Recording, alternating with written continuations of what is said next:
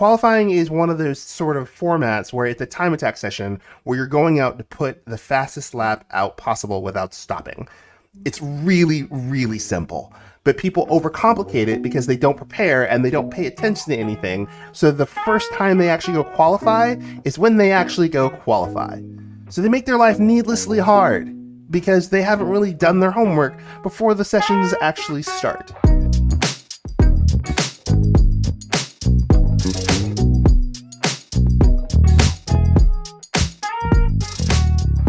So what I mean, like practicing and qualifying sessions of how to qualify, this is different than just hot lapping, right? This is about building confidence ahead of time so that you have the actual mindset to push in an actual qualifying session. Take a 10-minute block out of that practice session to focus on qualifying. Say, look at the timer and say, okay, from 1 hour, 20 minutes to 1 hour and 10 minutes, that's my pseudo qualifying session. I'm going to put low fuel in the car. I'm going to go and practice my out lap. I'm going to go do a push lap. I'm going to do and then I'm going to come back in. I'm going to see what that lap is. I'm going to try to make a change, and I'm going to try to get the best lap time that I can within the 10-minute period. You want to do this in times also when there's people on the track and there's traffic, because when you qualify, you don't qualify by yourself. You qualify with a bunch of other cars. So you need to have the variability in front of you to be able to dynamically react to those things so that you are familiar with them when an actual qualifying session happens, right? So if all of us are going to go out and qualify together, I need to know like the speeds of the guys around me. One of you is really slow, one of you is really fast. I'll practice those things in a practice session so that I have the point of view of what it's like before an actual qualifying session happens. Your session timer. I have a big pet peeve of people who don't pay attention to session timers, right? It's always in your face all the freaking time. It's in the upper right-hand corner of your screen when you're in the garage. It's in the middle of the screen when you're driving. I personally laugh at people that drive out of the pits with less than a minute to go. It's dumb because you can't do a lap before even getting to the line in less than a minute. Those are the people that I look at and say they will be a problem in qualifying because they are unaware of the passage of time in a sport that is driven by time. Weather progression, another important thing. No one pays attention to that either, right? Why is weather progression important? That will dictate your strategy of when and how you leave, and if you need to set a banker in or if you can wait. So, if a track is dry and stays dry, grip will build over the course of the session because more and more cars will drive out, will put rubber down, and the track will go faster. Depending on how much time you have in your qualifying session, though, that will dictate whether you want to put a banker in or not, or whether you can save it to the end, or if you want to save your push lap to the last few minutes of the lap of the session so that you're maximizing your opportunity for track grip. The reason why all that practice is important ahead of time is because if you're not expertly familiar with maximizing the use of your outlaps and really maximizing a very limited window of time, you will fuck around and screw around with really critical pieces of time when you really need to be executing, especially when there's a really busy traffic out. So if you get really familiar with being comfortable in qualifying, let's say during our Tuesday or Wednesday splits when there are 25 plus cars on the track, you may look at a time and say, you know what, if I can get my car out between, car number 26 and car number 45, there's a 15-second gap in between those cars where it doesn't matter what happens to them, I can push the whole time and I can still make that time. If you fall in behind certain cars, you're going to end up just catching them and it won't matter what happens. You're just going to be driving around for 4 minutes hoping for a miracle, and it won't matter what you do. So it may make sense to just throw in a banker right away, get that time on the board so you're not last, and then figure out what you're going to do for a strategy after that. Number 3, number of cars on the track and the people on track. The number of cars on track matters. More cars, fewer gaps. The pace of the people around you in sessions matter. Bigger discrepancy in pace, more likely you're going to run into gaps, and more likely you're going to have challenges. I watch people all the time. I'm looking at what your pace is in comparison to mine. I'm looking at how often are you off the track in comparison to me. Other key pieces of information that'll help me, because there are some people that it does not matter that they are 20 seconds up the road and 3 seconds a lap down on me, they're going to be off the road 3 times by the time I get there, and I'll throw away my lap and it wastes my time, which is the most important thing in qualifying, right? So I will decide whether I maybe qualify around said person or maybe like catch up to them really, really quickly as they're finishing up their hot lap, because I know that they'll get off the track or do whatever else, and then I can run on my own. But it is all dependent on a particular person of who I'm running with, right? There are folks that are quicker than me that I know when they catch me, they're not going to bail out of their qualifying lap. And so it's just going to be needlessly stressful. Like, their lap's already dicked because they didn't plan the gap well enough in the first place, but they're also just going to be overly aggressive with me. And so it just makes my time more stressful. I'm going to spend more time on the track negotiating with this person, either not crashing or doing whatever dumb thing that I would either be pulling over, RTGing, or just doing something else. So kind of knowing who I'm around helps me anticipate what the future might look like, and then I can prepare a lot better. Qualifying is a time attack session, not a race session. So anything we can do to avoid being around other cars is good. We can't always avoid them, but I see people like battling each other in qualifying, and I am just baffled because that lap's going to suck no matter what happens. So it's a waste. But I mean, I think the really big thing that folks need to be aware of is like, we're not racing. The racing comes after the qualifying session. Like, literally the purpose of the session is in the name of the session. It's to qualify the car. So every car should have the right to get its own lap in, right? Whether it's a slow car or a fast car. For the drivers who are slow, you have to pay attention to fast traffic around you because you're going to get caught up a lot. And even if those drivers don't pass you, it's still going to be stressful. It's still going to be unexpected. It's still going to be something you have to accommodate for. For the drivers who are fast, you need to be able to pay attention to slow drivers and know when not to push on a lap, because there are going to be some laps that you're going to catch that guy no matter what, and it's going to ruin your lap anyway. And so it doesn't make sense to waste all that time catching some guy you're going to catch, right? Like, I've gone out in qualifying where I've left behind somebody that I know I'm going to catch them within a quarter of the lap, no matter what happens. And so I will slow down more and more and more and more to try to open up a gap as much as I can within respect, right? So that I can have the best likelihood to do my lap without stopping, rather than just pushing because we hit the start finish and catching them and then grumbling about it. I know that's going to happen. Why would I put myself in a situation that I know it's going to be poor? Don't do that, right? So planning ahead helps me go, hey, I'm behind driver so-and-so. Driver so-and-so's kind of slow. Think I'm going to have to give myself more time. Or, you know what, I'm just not going to do this run because it's going to be frustrating. I'm going to just wait and find another gap.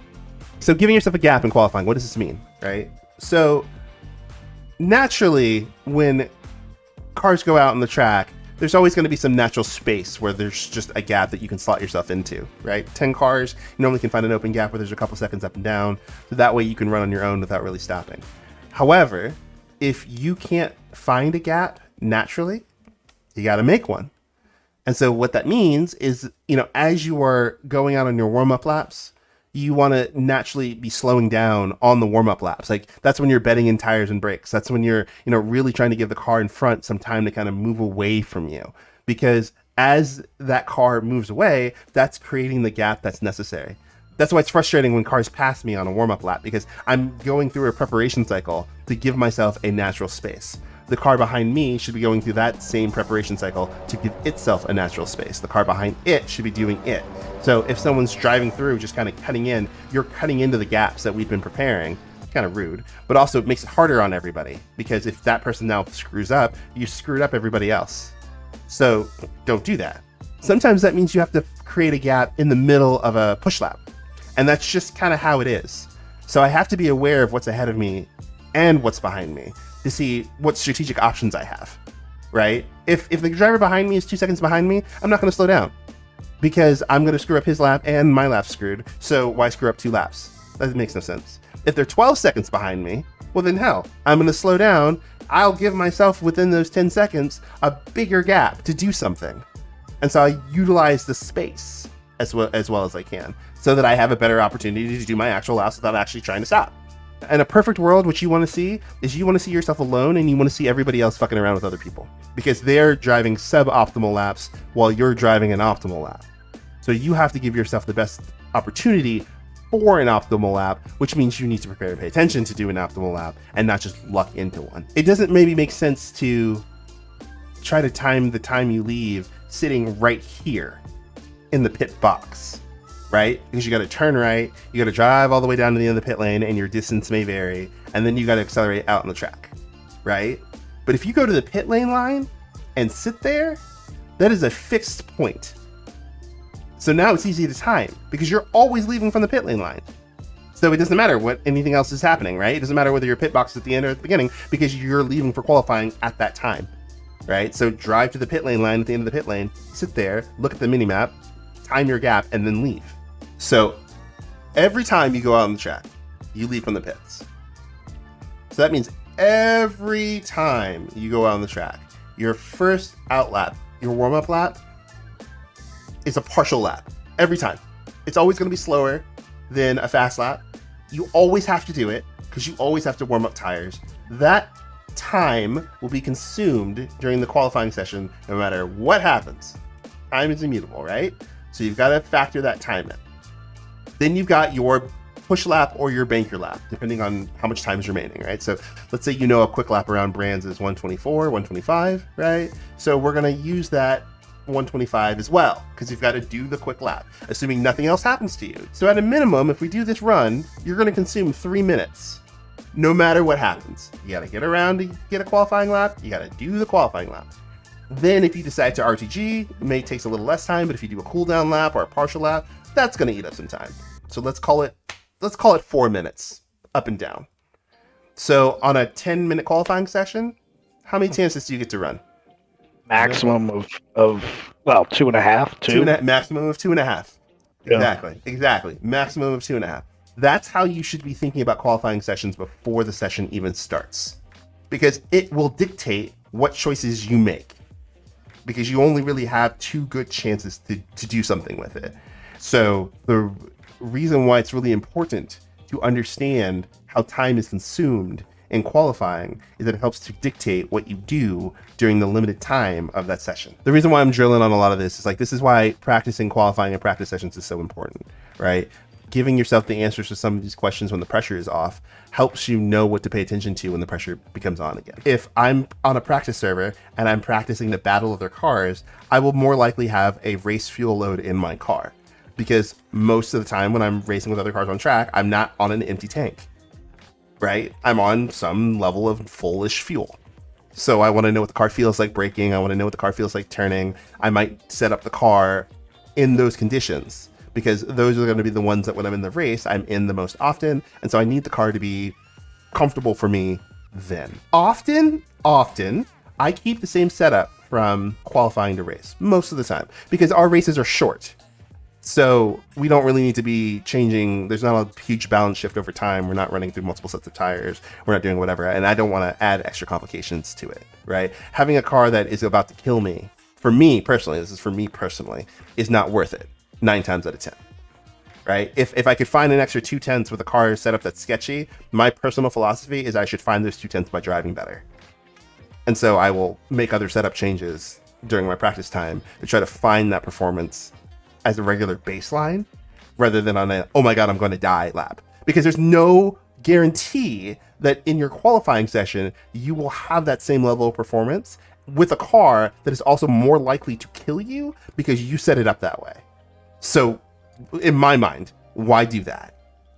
Right? I want my performance to be as consistent as possible. I wanted to talk about etiquette real quick, because it's a thing that I noticed that happens a lot. And I think a lot of it happens more because of just a lack of understanding of the impact of what happens on the track, not so much that people are being dicks. So I just wanted to highlight a couple things that I thought were important. One is leaving the pits. Pay attention when you're leaving the pits. Don't cut people off wherever possible. Whenever you leave the pits, your tires are cold. So you will always be the slowest car, no matter what.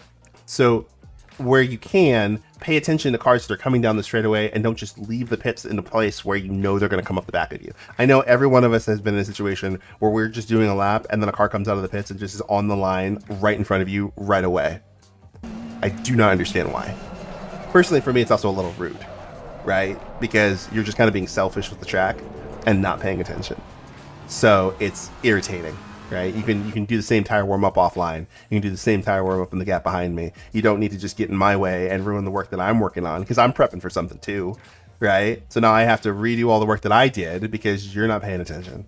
Second thing is, when you're doing a preparation lap, you need to start preparing your gap across the lap, not in the last sector at the very end, because it's very frustrating to have gone out, got your gap prepared, got your tire warmed up, getting ready to go on a push lap, you're getting a little bit of momentum going, and then as a car in front of you just comes to a complete fucking stop, right? Because it dominoes affects all the cars behind you, because I have to stop and the guy behind me has to stop and the guy behind him has to stop, and so everyone just gets disrupted, and then that lap is wasted.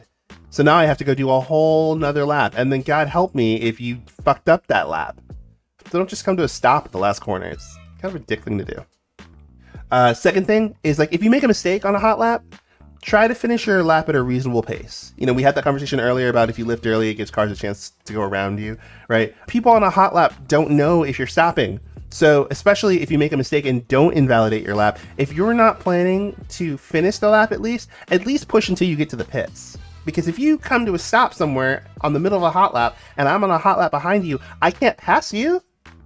So you slowing down to get offline doesn't do me any good if the dot's still gray. I don't know is if you've missed the corner and just suck, or if you're trying to be nice, right? Because by the rule, I can't pass you. So it just burns your lap and burns my lap, and it dominoes down the field depending on how close things are, right? So you got to be aware of what's happening to the cars around you and not just think about yourself. And if you do that, it will make the sessions a lot smoother.